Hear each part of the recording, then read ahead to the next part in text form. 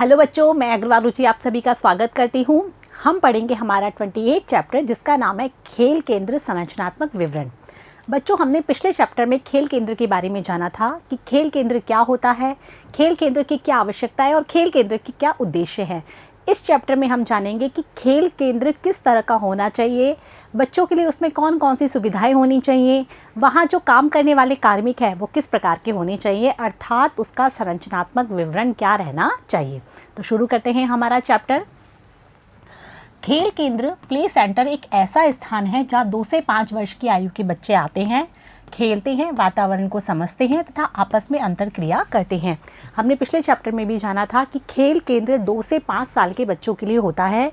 वे वहाँ पर खेलते हैं और खेल खेल में ही वो सीखते हैं, आपस में अंतरक्रिया भी करते हैं। बच्चों के इन उद्देश्यों को सुरक्षित ढंग से पूरा करने और बच्चों को उनके इष्टतम स्तर तक विकसित करने के उद्देश्य से हमें एक प्ले सेंटर को स्थापित करने के विवरण पर ध्यान केंद्रित किए जाने की आवश्यकता है। एक प्ले सेंटर में बच्चा क्यों आता है? अपने ओवरऑल डेवलपमेंट के लिए। तो उसका जो ओवरऑल डेवलपमेंट है अर्थात उसका इष्टतम स्तर विकसित हो, इसी जो उद्देश्य से हमने प्ले सेंटर को स्थापित किया है। तो उसके विवरण को जानना अति आवश्यक है कि उसमें क्या क्या चीज़ें होनी चाहिए। ठीक है बच्चों, समझ में आ रहा है। स्थल तथा स्थान संबंधी आवश्यकताएं।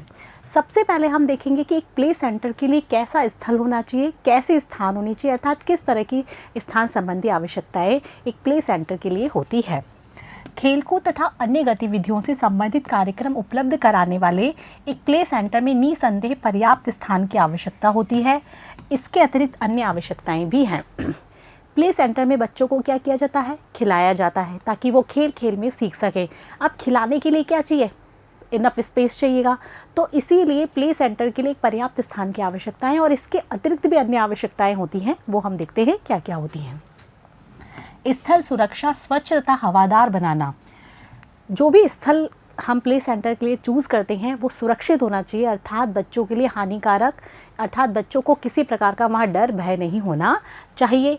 स्वच्छ होना चाहिए। बच्चे हैं, छोटे हैं, तो इसीलिए उनके लिए स्वच्छता बहुत ज़रूरी है, अन्यथा उन्हें कोई ना कोई बीमारी पकड़ लेगी। तो वो भी होना चाहिए। साथ में हवादार भी होना चाहिए ताकि बच्चों में पॉजिटिव एनर्जी का संचार हो सके। प्ले सेंटर को एक ऐसे स्थल पर स्थापित होना चाहिए जहाँ, अब प्ले सेंटर को कैसे स्थल पर स्थापित होना चाहिए हम वो यहाँ देख लेते हैं। बच्चों के लिए पहुँचना आसान हो, ऐसी जगह पर प्ले सेंटर होना चाहिए जहाँ बच्चे आराम से पहुँच सके, उनके लिए कोई ज़्यादा डिस्टेंस नहीं होनी चाहिए। हानिकारक खतरनाक स्थानों यथा भारी यातायात, तालाब, गड्ढों, प्रदूषण आदि से सुरक्षित होना चाहिए। छोटे बच्चे हैं, इसीलिए जो हानिकारक स्थान है या खतरनाक स्थान है जहाँ बच्चों के लिए खतरा हो सकता है, ऐसे स्थान नहीं होने चाहिए। जैसे कि भारी यातायात, बहुत ज़्यादा ट्रैफिक नहीं होना चाहिए क्योंकि कोई भी बच्चा गाड़ी से टकरा सकता है, तालाब उसमें डूब सकता है, किसी गड्ढे में गिर सकता है, और प्रदूषण आदि से जो वह स्थान सुरक्षित होना चाहिए। अगला महत्वपूर्ण कदम है प्ले स्कूल के भीतरी स्थान तथा विभिन्न गतिविधियों के आयोजन हेतु उसका संगठन। अब प्ले स्कूल, जो प्ले सेंटर जो हम बना रहे हैं, उसके अंदर कैसी गतिविधियां होनी चाहिए, उनका संगठन कैसा होना चाहिए। खेल का क्षेत्र यह आउटडोर भी हो सकता है और इंडोर भी। अब जो बच्चा है प्ले सेंटर में खेलने के लिए जा रहा है तो उसे हमें खेल के लिए स्थल या स्थान हमें क्या करना होगा? प्रोवाइड कराना होगा। और खेल का क्षेत्र इंडोर गेम्स भी होते हैं और आउटडोर गेम्स भी होते हैं, तो दोनों तरह का उसको प्रोवाइड करवाना होगा। अब खेल का क्षेत्र आउटडोर, जो बाहरी जो खेल होते हैं, जो बाहर खेले जाते हैं, उसका क्षेत्र हम देखते हैं आउटडोर का कैसा होना चाहिए। ये क्षेत्र प्रति बच्चा कम से कम 3 से 5 वर्ग मीटर का होना चाहिए। एक बच्चे के प्रोपोर्शन के हिसाब से हम देखेंगे तो एक बच्चे के लिए कम से कम 3 से 5 वर्ग मीटर का क्षेत्र होना चाहिए। यदि उस क्षेत्र की सतह ठोस हो तो बेहतर होगा, क्योंकि वहाँ बच्चों के खिलौने रखे जा सकेंगे तथा बॉलों को उछाला जा सकता है। अब जो सतह है जहाँ पर बच्चे को खिलाया जाएगा वो ठोस होनी चाहिए, जिससे कि बच्चा बॉल उछाले तो उसकी बॉल उछल जाए, उसके लिए हानिकारक भी ना हो, और साथ में जो बच्चे हैं वो अपने खिलौने रखकर आराम से वहाँ पर खेल सकें। यदि इसके अतिरिक्त और अधिक स्थान उपलब्ध है तो घास के मैदान का भी प्रावधान किया जाना चाहिए। यदि प्ले सेंटर में और भी यदि जगह बची हो तो वहाँ पर घास का मैदान होना चाहिए ताकि बच्चे वहाँ पर भी खेल सकें। जहाँ बच्चे खेल से बागवानी करें वहाँ सैंडबॉक्स तथा पालतू जानवर भी रखे जा सकें। घास के मैदान में बच्चे बागवानी करना भी सीख सकते हैं, अपने सैंडबॉक्स भी रख सकते हैं, साथ में पालतू जानवरों को भी वहाँ पर रखा जा सकता है। आ रहा है बच्चों समझ में? कुछ सावधानियाँ। अब जो आउटडोर गेम्स बच्चों को खिलाए जाते हैं, जिस तरह का वहाँ पर खेल क्षेत्र होता है, अब उसमें क्या सावधानियाँ रखनी चाहिए। प्ले स्कूल में नियमित आउटलाइन होनी चाहिए ताकि आसानी से निगरानी रखी जा सके। हम आउटडोर बच्चों को खिला रहे हैं तो पूरा वहाँ पर एक फेंस बना होना चाहिए ताकि कि बच्चों पे निगरानी रखी जा सके। पूरी आउटलाइन उसकी होनी चाहिए ताकि कोई बच्चा बाहर ना निकल सके। सुरक्षा के लिए उचित ढंग से चारों ओर तारें लगी होनी चाहिए, चारों तरफ तारें लगी होनी चाहिए ताकि बच्चे को वहाँ से निकलने में कोई आसानी ना रहे और उस पर निगरानी भी आसानी से रखी जा सके। यह स्थान कीलों, पत्थरों, वस्तुओं के टुकड़ों के कांच के टुकड़ों से मुक्त होना चाहिए। छोटे बच्चे हैं तो उनको किसी भी चीज़ से क्या हो सकता है लग सकती है, चोट आ सकती है, इसीलिए उस स्थान को एकदम स्वच्छ होना चाहिए। वहाँ पर कील के टुकड़े या कोई प्लास्टिक के टुकड़े या कांच के टुकड़े, इस तरह की चीज़ें नहीं होनी चाहिए ताकि कि बच्चों को वो चुभे ना और बच्चे आराम से वहाँ पर खेल सकें। प्ले सेंटर बड़े गड्ढों, पानी के टैंकों आदि से दूर होना चाहिए। आसपास में कोई बड़ा टैंक नहीं होना चाहिए, कोई गड्ढा नहीं होना चाहिए ताकि बच्चों की सेफ्टी बनी रहे। इसका मार्ग साफ व सुगम होना चाहिए। जो रास्ता है खेल स्थान का वो एकदम साफ होना चाहिए और सुगम होना चाहिए ताकि बच्चों के लिए आसानी बनी रहे। अब खेल का क्षेत्र इंडोर। अभी हमने आउटडोर क्षेत्र के बारे में पढ़ा कि किस तरह से आउटडोर क्षेत्र में हमें क्या क्या सावधानियां रखनी चाहिए और वो कैसा होना चाहिए। अब हम इंडोर के बारे में पढ़ेंगे क्योंकि बच्चे आउटडोर गेम्स भी खेलते हैं, इंडोर गेम्स भी खेलते हैं। ठीक है।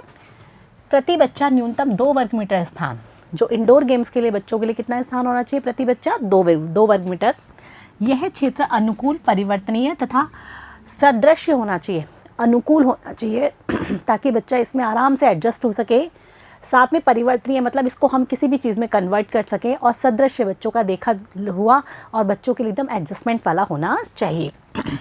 यह पर्यवेक्षण के लिए सुलभ होना चाहिए, ऐसा होना चाहिए ताकि हम उस पर इंस्पेक्शन करें, देख सकें कि कौन सा बच्चा क्या वर्क कर रहा है। तो ये पर्यवेक्षण के लिए भी सुलभ होना चाहिए। उचित ढंग से संवादित होना चाहिए तथा पर्याप्त प्रकाश होना चाहिए। अब इंडोर गेम्स है तो इसका मतलब नहीं पैक कर दो, उसमें भी बच्चों के लिए मतलब अच्छे से वायु का प्रस्थान हो, आगमन हो, और साथ में वहाँ पर प्रकाश की सुविधा भी होनी चाहिए ताकि बच्चों को खेलने में आसानी बनी रहे। दीवारें साफ़ होनी चाहिए तथा उसमें अच्छे ढंग से प्लास्टर लगा होना चाहिए। जो वहाँ की दीवारें हैं, क्योंकि वो दीवारों से घिरा हुआ रहेगा, इंडोर है तो दीवारें एकदम साफ़ सुथरी होनी चाहिए, उस पर प्लास्टर लगा होना चाहिए। ऐसे नहीं कि उस पर धूल बरस रही है या फिर प्लास्टर उधड़ रहा है तो बच्चे क्या करेंगे, छोटे बच्चे तो हैं ही, वो उनको ही खाने लग जाएंगे, जो कि इनके लिए हानिकारक है। दीवारों में बच्चों द्वारा किए गए कार्यों को प्रदर्शित करने तथा अन्य चित्रात्मक सामग्रियों को लगाने के लिए पर्याप्त स्थान होना चाहिए। अब चारों तरफ दीवारों पर यदि बच्चों ने कुछ बनाया है, यदि हम वो लगा दें या फिर और भी कलात्मक प्रदर्शनियाँ लगा दें और ऐसी कुछ एजुकेशनल चीज़ें लगा दें जो कि बच्चों के लिए उपयोगी हो, बच्चे उनको देख देख के पढ़ने की कोशिश करें, तो वो भी बहुत अच्छा है, जिससे कि बच्चों का इंटरेस्ट उसमें बना रहेगा। अर्थात दीवारें बहुत इंटरेस्टिंग होनी चाहिए। 6 से 8 बच्चों द्वारा कला संबंधी कार्य आदि करने के लिए मैट तथा नीची व हल्की टेबलों लगभग 30 सेंटीमीटर ऊंची की व्यवस्था होनी चाहिए। अब वो जो स्थान है वहाँ पर 6 से 8 बच्चे कोई भी मतलब कलात्मक कार्य करना चाहते हैं, जैसे ड्राइंग बनाना चाहते हैं या फिर कोई पेंटिंग बनाना चाहते हैं या फिर कोई एक हट बनाना चाह रहे हैं, किसी तरह का वो सृजनात्मक कार्य करना चाहते हैं, तो उसके लिए बिछाने के लिए एक मैट होनी चाहिए। साथ में 30 सेंटीमीटर लगभग ऊँची हल्की टेबल होनी चाहिए ताकि बच्चे उस पर बैठ के आराम से काम कर सकें। लेखन आदि के लिए निम्न स्तर का ब्लैक बोर्ड का प्रावधान, वहाँ पर ब्लैक बोर्ड भी होना चाहिए ताकि कि बच्चे उस पर आराम से कुछ लिख भी सकें। ये सब बच्चों के विकास के लिए है ताकि बच्चे आगे बढ़ सकें और अपने एक उच्च स्तर प्राप्त कर सकें। बच्चों का सामान, खिलौने आदि को रखने के लिए निचले रैक बच्चों के लिए क्या होने चाहिए, छोटे छोटे रैक होने चाहिए ताकि बच्चों के अप्रोचेबल हो, बच्चे आराम से उसको खोल सके और अपना सामान उसके अंदर रख सके। स्व अभिव्यक्ति यथा नृत्य, नाटिका, संगीत आदि के लिए स्थान, यदि बच्चा नाच करना चाहता है, यदि कोई एक्टिंग करना चाहता है, मतलब वो जिस तरह की अपनी अभिव्यक्ति रखना चाहता है तो उसके लिए भी वहाँ स्थान होना चाहिए। अर्थात छोटा सा स्टेज वगैरह होना चाहिए ताकि कि बच्चा वहाँ पर आराम से अपनी प्रस्तुत कर सके। पर्यावरण के समीप जाने के लिए क्षेत्र। आ रहा है बच्चों समझ में? हमने आउटडोर क्षेत्र के बारे में देखा, फिर इंडोर क्षेत्र के बारे में देखा। अब देखते हैं कि बच्चा पर्यावरण के जितना समीप जाएगा वो उतना पर्यावरण से कनेक्टेड होगा, पर्यावरण संरक्षण के लिए वो भी प्रयास करेगा और उसको एक रिश्ता उसका पर्यावरण से जुड़ जाएगा, जो कि छोटी सी एज में ही होना बहुत ज़रूरी है। तो पर्यावरण के लिए कैसा क्षेत्र होना चाहिए? इसमें फूलों, सब्जियों तथा फलों के लिए बगीचा, खरगोश पक्षियों के पिंजरे, पक्षियों के घोंसले के लिए छोटा स्थान तथा इंडोर साइंस कॉर्नर बच्चों को प्रकृति को समझने व अनुभव करने का अवसर उपलब्ध कराता है। अब ये जो पर्यावरण संबंधी जो क्षेत्र है, अर्थात बगीचे होने चाहिए, फूल, फल, पत्तियाँ, ये सब वहाँ पर होनी चाहिए, जिससे कि बच्चा पर्यावरण के पास जा सके, उसे समझ सके, उसे अनुभव कर सके, जो कि उसके जीवन के लिए बहुत ज़रूरी है। इसीलिए वहाँ पर फूल होने चाहिए, सब्जियाँ, फलों के लिए बगीचा होना चाहिए, खरगोश होने चाहिए, पक्षियों के पिंजरे होने चाहिए, पक्षियों के घोंसले होने चाहिए, ताकि बच्चे को ये सब बहुत अच्छा लगे और वो उसका बार बार वहाँ जाने का मन करे। आ रहा है बच्चों समझ में? इसके बाद है पेयजल की व्यवस्था। छोटे बच्चे हैं तो उनको प्यास भी ज़्यादा लगेगी और बार बार लगेगी, तो इसीलिए पानी की व्यवस्था भी वहाँ पर अच्छी होनी चाहिए। प्ले सेंटर में निम्नलिखित व्यवस्थाएं होनी चाहिए। स्वच्छ एवं शुद्ध पेयजल, बच्चों को पीने के लिए एकदम साफ और शुद्ध जल होना चाहिए, पेयजल। बर्तनों को धोने की व्यवस्था, बच्चे जो खाएंगे पिएंगे बर्तनों में, तो उनको धोने की व्यवस्था भी वहाँ पर होनी चाहिए। सैनिटेशन सुविधाएं, छोटे बच्चे हैं, जल्दी बीमार हो जाते हैं, इसीलिए उनको सैनिटेशन की सुविधाएं प्रदान करना बहुत ज़रूरी है। एक प्ले सेंटर में निम्नलिखित सैनिटेशन सुविधाएं होनी चाहिए। क्या क्या? एक साफ़ इंडियन टाइप टॉयलेट तथा पर्याप्त पानी की सुविधा होनी चाहिए। इंडियन टाइप टॉयलेट एकदम साफ़ सुथरा होना चाहिए और उसमें डालने के लिए पानी भी पर्याप्त मात्रा में होना चाहिए। साबुन व तौलिए का प्रावधान, बच्चे हैंड वॉश करेंगे तो उसके लिए साबुन भी होना चाहिए और साथ में उनके हाथ को ड्राई करने के लिए तौलिया भी होना चाहिए। और डस्टबिन, जो भी वेस्टेज है उनको फेंकने के लिए डस्टबिन का प्रावधान भी होना चाहिए। इसके बाद है सोने की सुविधा। मैंने आपको बताया बच्चे छोटे होते हैं, 2 से 6 साल तक के, 5 साल तक के बच्चे होते हैं, तो उनको नींद भी आ जाती है, तो इसीलिए वहाँ पर सोने की सुविधा बच्चों के लिए भी होनी चाहिए। यदि प्ले सेंटर पूर्ण दिवसीय है या 3 घंटों से अधिक के लिए क्रियाशील होता है तो उसमें सोने की सुविधा का होना आवश्यक है। यदि पूर्ण दिवसीय होता है, डे केयर होता है पूरे टाइम के लिए, 3 घंटे से ज़्यादा यदि बच्चा रुकता है तो वहाँ पर सोने की सुविधा भी बच्चों के लिए उपलब्ध होनी चाहिए। निश्चित रूप से बच्चे कुछ देर के लिए सोएंगे, इस उद्देश्य के लिए स्थान के अतिरिक्त साफ मैट या मैट्रेसेस, चादरें तथा तकियों की भी आवश्यकता होती है। यदि बच्चे सोएंगे तो बच्चों के लिए एकदम साफ़ सुथरे मैट्रेसेस होनी चाहिए, तकिए होनी चाहिए और चादर की भी आवश्यकता उसके लिए होगी। तो ये सब भी एक प्ले सेंटर में होना चाहिए। भंडारण सुविधा, बच्चों के खेलने की वस्तुएं तथा बच्चों को खाने पीने की चीज़ें उपलब्ध कराने में प्रयोग होने वाले किचन के बर्तनों को रखने के लिए भंडारण स्थान की आवश्यकता भी होती है। बच्चे बहुत सारे खिलौने से खेलेंगे, उनके पास खुद के पास बहुत सारी चीज़ें होंगी, इसके अलावा उनके बर्तन भी होंगे, तो इन सब को रखने के लिए एक भंडारण की जगह होनी चाहिए ताकि कि उन सब चीज़ों को आसानी से वहाँ पर रखा जा सके। तो इस प्रकार से भंडारण सुविधा भी एक प्ले सेंटर में होनी चाहिए।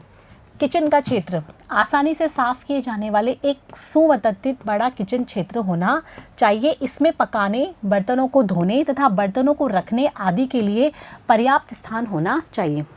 अब बच्चों के लिए खाना भी बनेगा, इसके अलावा बच्चों को बहुत सारी चीज़ों की ज़रूरत होती है, तो इसके लिए किचन होना चाहिए आसानी से जो साफ़ किए जा सके, साफ़ किए जाने वाला एक संवातित, अर्थात वहाँ पर भी क्या होना चाहिए, वायु का आगमन प्रस्थान हो। बड़ा किचन क्षेत्र होना चाहिए जिसमें पकाने की सुविधा भी हो, बर्तनों को धोने की सुविधा भी हो और बर्तनों को रखने आदि की सुविधा भी वहाँ उनको प्रदान करनी चाहिए।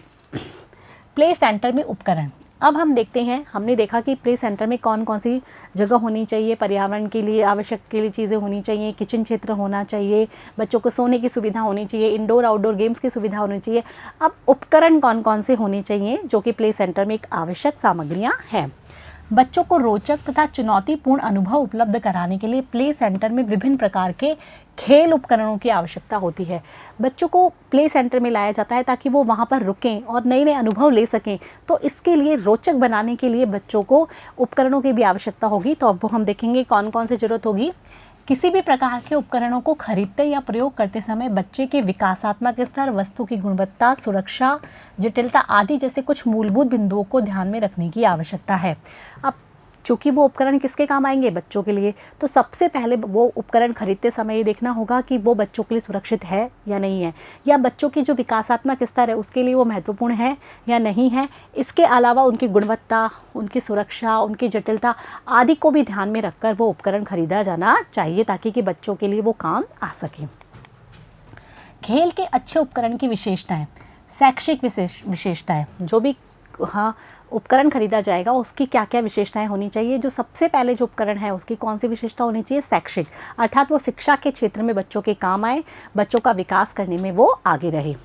लड़के व लड़कियों के खिलौनों में कोई भेदभाव ना हो, वहाँ पर कोई ये नहीं होना चाहिए पार्टीशन कि ये लड़कों का खिलौना है लड़कियों का, सब खिलौने से लड़के भी खेल सकते हैं और लड़कियाँ भी खेल सकती हो, ऐसा प्रावधान होना चाहिए। मजबूत व लंबे समय तक चलने वाले हों, कोई भी यदि उपकरण लेते हैं मजबूत होने चाहिए और उनकी जो लाइफ है वो भी लॉन्ग होनी चाहिए, ताकि कि बार बार उनको ख़रीदना ना पड़े और बच्चे बार बार उनको तोड़े भी ना। इच्छानुसार नए विकल्पों का प्रावधान होना चाहिए, नए नए हम विकल्प उसके अंदर बच्चों को प्रदान कर पाएँ, नए नए बच्चे उसमें अपना कुछ दे सकें। इसके अलावा उसके अंदर हम उसके क्या कर देख सकें, बहुत सारे ऑप्शंस यहाँ पर देख सकें, ये प्रावधान भी यहाँ होना चाहिए। बच्चे की कल्पना भी शामिल होनी चाहिए, जो बच्चे कल्पनाओं में सोचते हैं तो उन कल्पनाओं को ध्यान में रखते हुए वो उपकरण होने चाहिए। बच्चों में सहयोग को प्रोत्साहित करें, ऐसे उपकरण होने चाहिए जो बच्चे मिलकर खेलें, ताकि वो आपस में सहयोग लें, जो कि बच्चों के लिए बहुत अच्छी चीज़ है। ठीक है, इसके बाद है डिज़ाइन की विशेषताएं, जो उपकरण हैं उनमें किस तरह की डिज़ाइन होनी चाहिए वो विशेषताएं यहाँ देखेंगे। बहुउपयोगी, एक उपकरण बहुत सारे उपयोग में आ सके वो देखना चाहिए। सुरक्षित हो और बच्चे के लिए सुरक्षित हो, वैसे भी सुरक्षित हो, इन्वायरमेंटल और यहाँ पर एजुकेशनल, और इसके अलावा बच्चे के लिए भी वो कैसा होना चाहिए, सुरक्षित होना चाहिए। विभिन्न सामग्रियों लकड़ी, रबर, धातु, रस्सी, रेत आदि से निर्मित हो, जो उपकरण हो लकड़ी से भी निर्मित हो सकता है, रबर से भी, कोई धातु से भी, रस्सी, रेत आदि से निर्मित होना चाहिए। अनुपातिक तथा मात्रात्मक, उसकी मात्रा और उसका अनुपात वो एकदम बच्चों के अकॉर्डिंगली होना चाहिए, और लचीले, फ्लेक्सिबल होने चाहिए। आ रहा है बच्चों समझ में। इसके बाद उसकी संरचनात्मक विशेषताएं क्या होनी चाहिए, जो उपकरण है उसकी कैसी संरचनात्मक विशेषता, मतलब उसकी जो ऊपर का जो संरचना है वो कैसी होनी चाहिए। छीलन रहित लकड़ी, लकड़ी ऐसी नहीं होनी चाहिए जो छिल जाए, जिससे बच्चों के लग भी सकती है। सख्त हार्डवेयर कैसा होना चाहिए, उसका एकदम सख्त होना चाहिए। विश्वसनीय, सदैव कार्य करे, ऐसा होना चाहिए ताकि वो कार्य करता रहे, ऐसा नहीं कि अभी ये खराबी हो रही है, अभी इसमें ये खराबी हो रही है, एकदम रिलायबल होना चाहिए।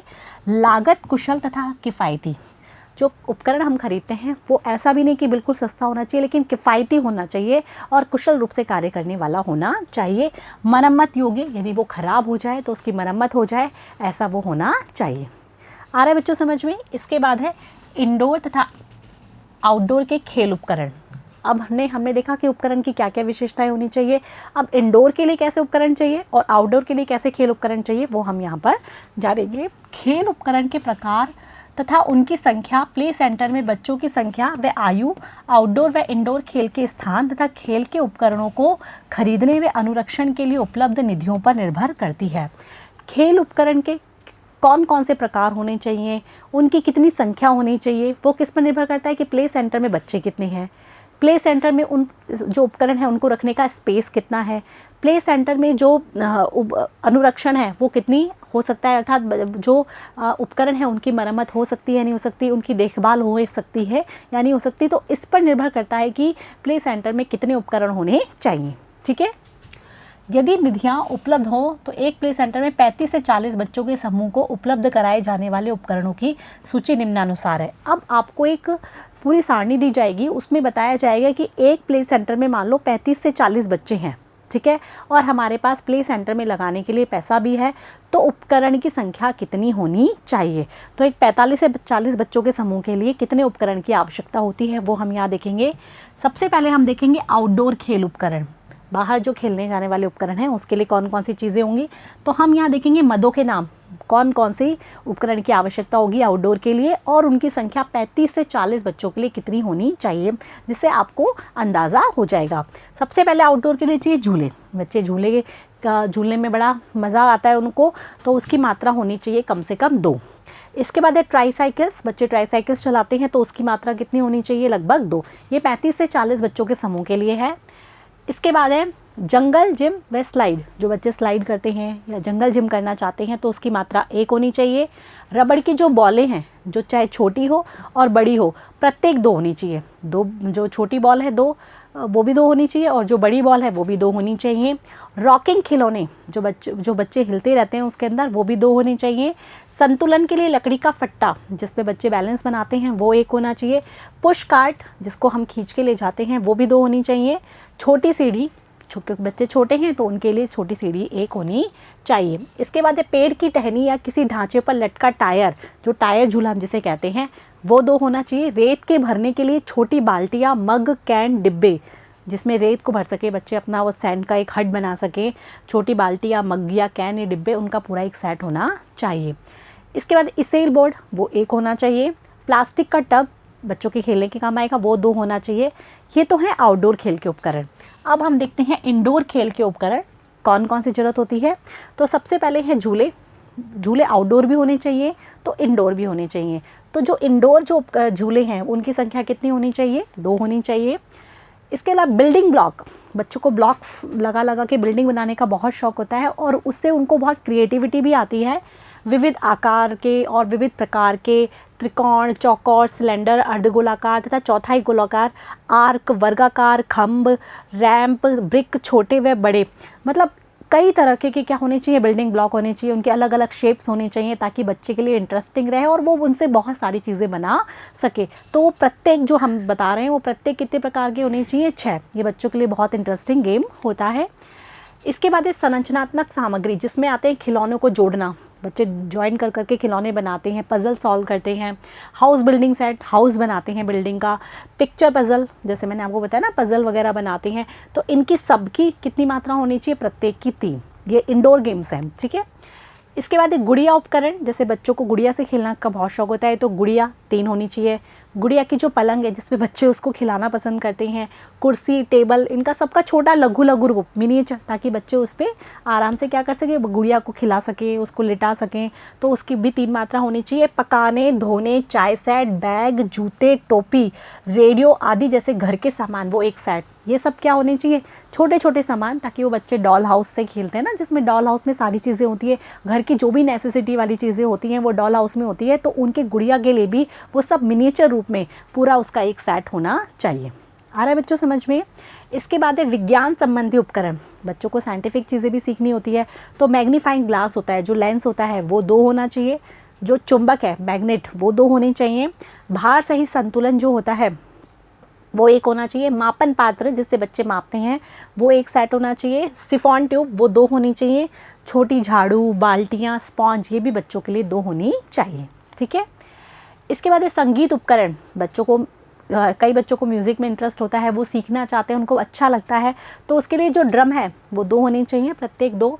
ये जो सारी चीज़ें वो प्रत्येक की 2 होनी चाहिए। जैसे ड्रम 2 होने चाहिए, जिंगल बैल जो होती हैं वो 2 होनी चाहिए। ढोलक और तबला, कई बच्चों को ये भी जब बजाने का शौक़ होता है तो वो 2 होनी चाहिए। झुंझुना 2, जाइलोफोन, रिदम स्टिक और घंटियाँ, ये जो संगीत की जो सामग्री है वो सब की मात्रा 2-2 होनी चाहिए।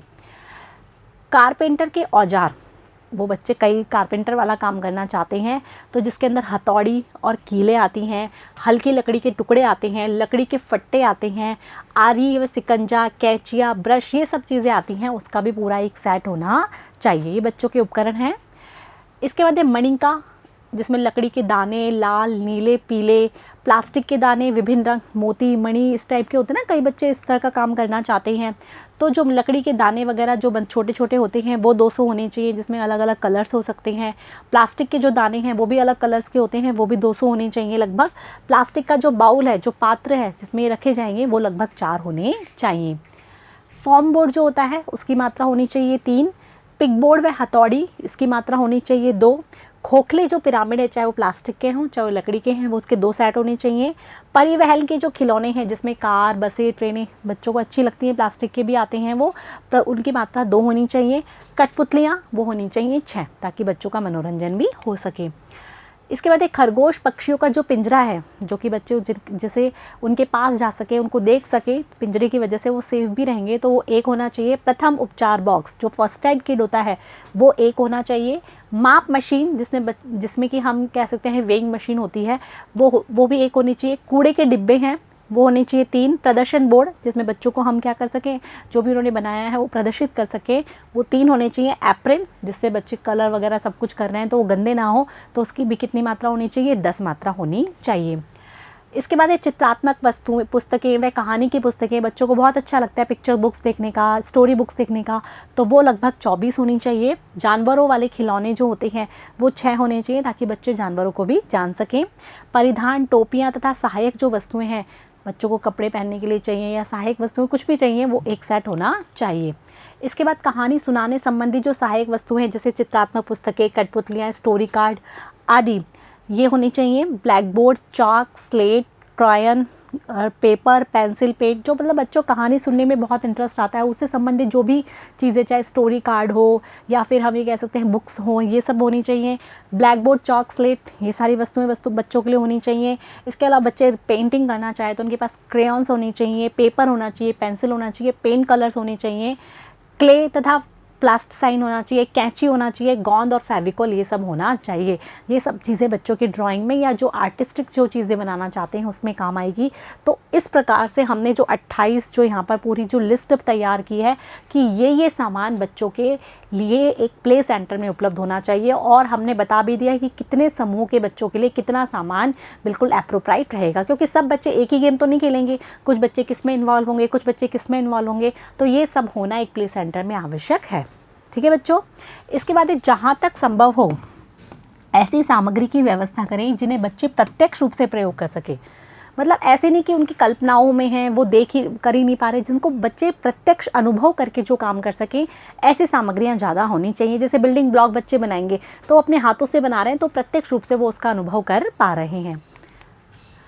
इसके अतिरिक्त किसी प्रकार की खतरनाक सामग्री को तत्काल बदले अपने परिवेश में प्रयोग होने वाली वस्तुओं का उपयोग करके निम्न लागत उपकरणों का निर्माण किया जा सकता है।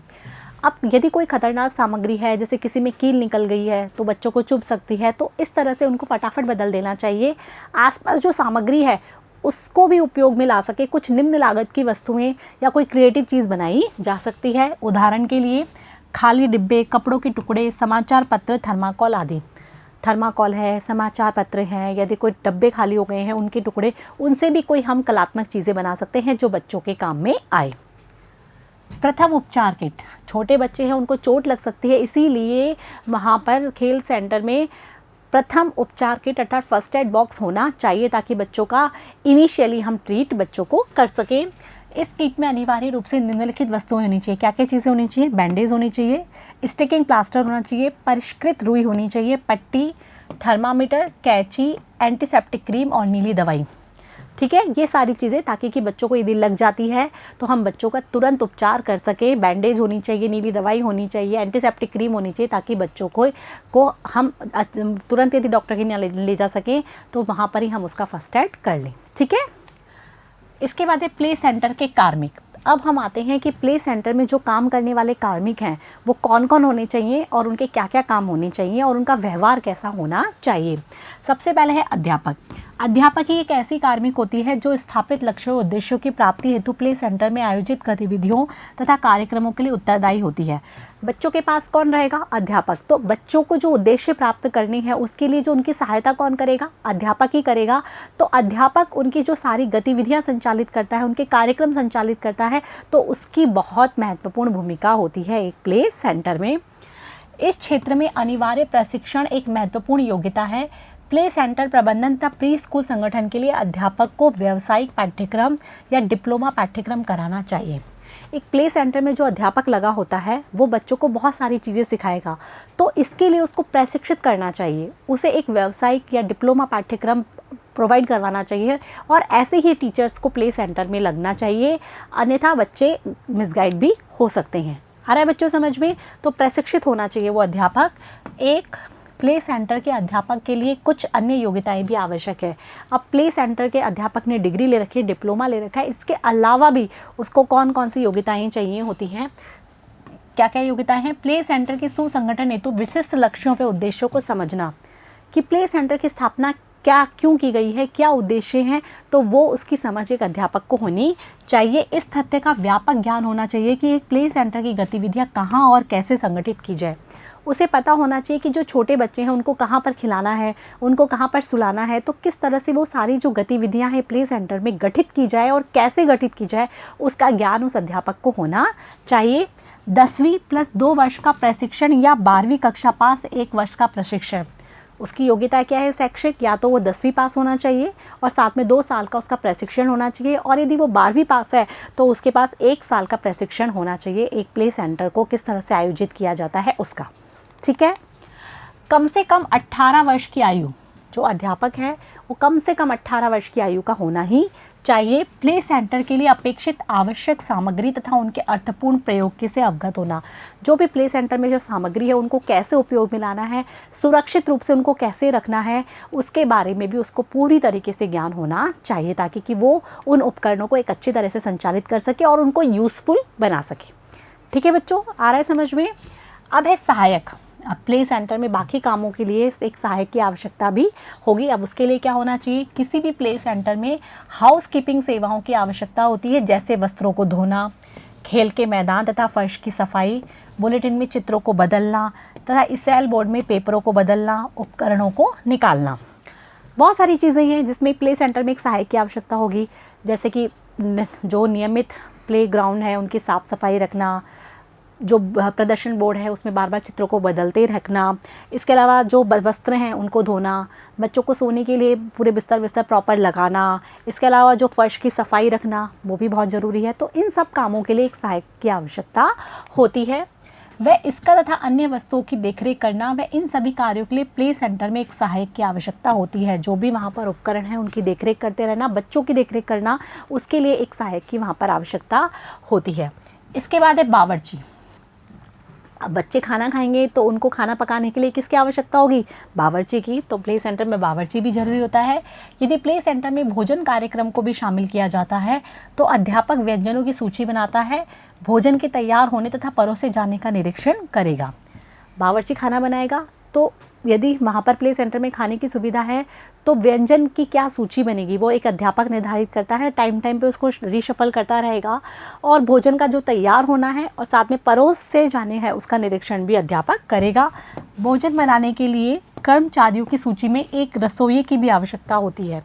खाना बनाने के लिए एक बावर्ची या रसोई की आवश्यकता भी तो होगी ही होगी। प्ले सेंटर में एक अध्यापक का दायित्व।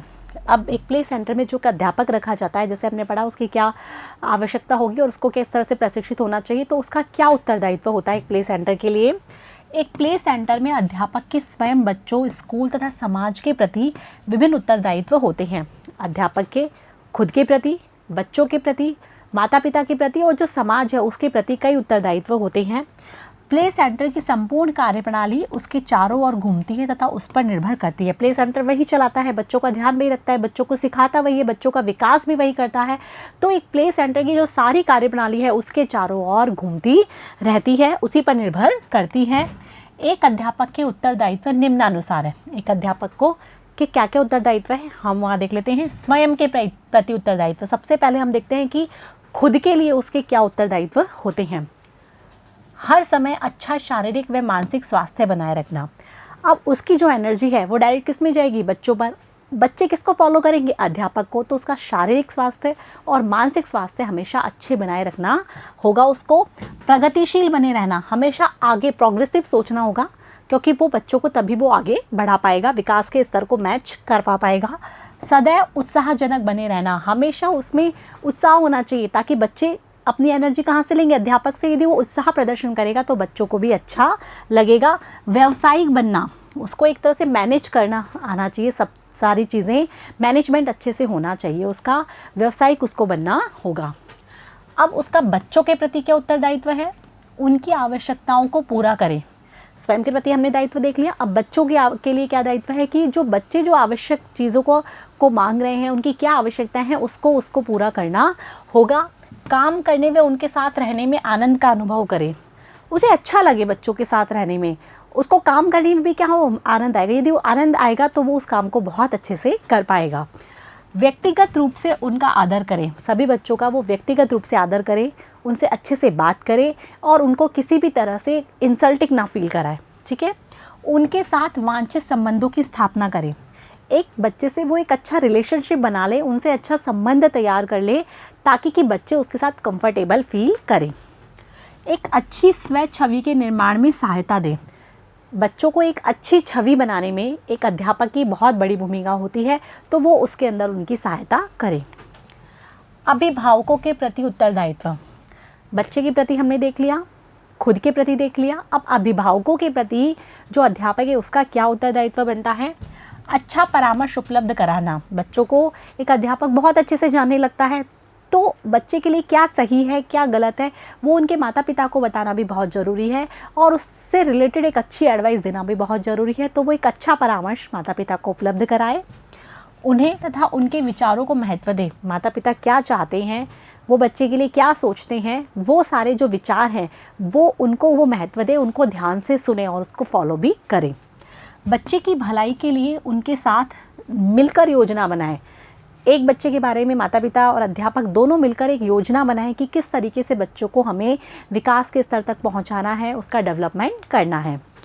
विद्यालय तथा घर के मध्य के अंतर को कम करें, एक बच्चा विद्यालय में एक अलग फील करता है, घर में अलग फील करता है, जो इन दोनों के बीच में डिफरेंस है उसको वो कम करे, अर्थात बच्चे को विद्यालय में आना अच्छा लगे और वो विद्यालय को भी अपना घर ही समझने लगे। ये एक माता पिता के प्रति, अभिभावकों के प्रति अध्यापक का उत्तरदायित्व होता है। अन्य स्टाफ सदस्यों के प्रति उत्तरदायित्व, और भी लोग जो काम करते हैं प्ले सेंटर में उनके प्रति अध्यापक का क्या उत्तरदायित्व होता है। उनके विचारों व ज्ञान का समर्थन करें, जो भी वो अपना ज्ञान रखते हैं स्टाफ सदस्य, जैसे हमने बावर्ची बताया, सहायक बताया, और उनके क्या विचार हैं उनका वो समर्थन करें, उनकी बातों को वो जाने समझें, उन्हें व उनके विचारों को महत्व दें, जो वो विचार रखते हैं उनको उसको महत्व देना होगा, तभी वो उनकी बात सुनेगा, तभी वो एक अपने काम को अच्छे से कर पाएंगे। कार्यक्रमों में उन्हें शामिल करें, बच्चों को खिलाते हैं, दौड़ाते हैं या कुछ भी काम करते हैं तो उनमें वो अपने जो स्टाफ सदस्य हैं उनको भी वो शामिल करें। ठीक है बच्चों, समझ में आ गया। इसके बाद है समुदाय के प्रति उत्तरदायित्व, जो लास्ट है कि समुदाय समाज जो है प्ले सेंटर के साथ जो जुड़ा हुआ है उनके साथ अध्यापक का क्या दायित्व है। समुदाय समाज की समस्याओं से अवगत रहे व उनके निवारण का प्रयास करे, समाज की क्या तो समस्याएं हैं और उनका किस तरह से निवारण किया जा सकता है, उससे जो अध्यापक है वो हमेशा अवगत रहे और उसके निवारण के लिए वो प्रयास भी करे। बच्चों के कल्याण से संबंधित स्थानीय व्यावसायिक संगठनों कार्यक्रमों में भाग ले, जो भी बच्चों के कार्यक्रम होते हैं जो कि स्थानीय या फिर हम कह सकते हैं सामुदायिक स्तर पर वो क्या करवाए जाते हैं, तो उसमें उसको भाग लेने की योजना बनानी होगी। उसमें वो यदि भाग लेगा तो वो बच्चों को भी उनके साथ जोड़ पाएगा। आ रहा है बच्चों समझ में। तो इस प्रकार से अध्यापक के स्वयं के प्रति, विद्यालय के प्रति, अध्यापक के रूप में बच्चों के प्रति, माता पिता के प्रति और समुदाय के प्रति कई दायित्व बनते हैं, जो कि हमने यहाँ पर अध्ययन किया। साथ में हमने जाना कि एक प्ले सेंटर की किस तरह से संरचनात्मक विवरण होती है, किस तरह के गेम्स होने चाहिए, किस तरह के उपकरण होने चाहिए, इसके बारे में हमने यहाँ जाना। अब मिलेंगे हम नेक्स्ट चैप्टर में, तब तक के लिए थैंक यू।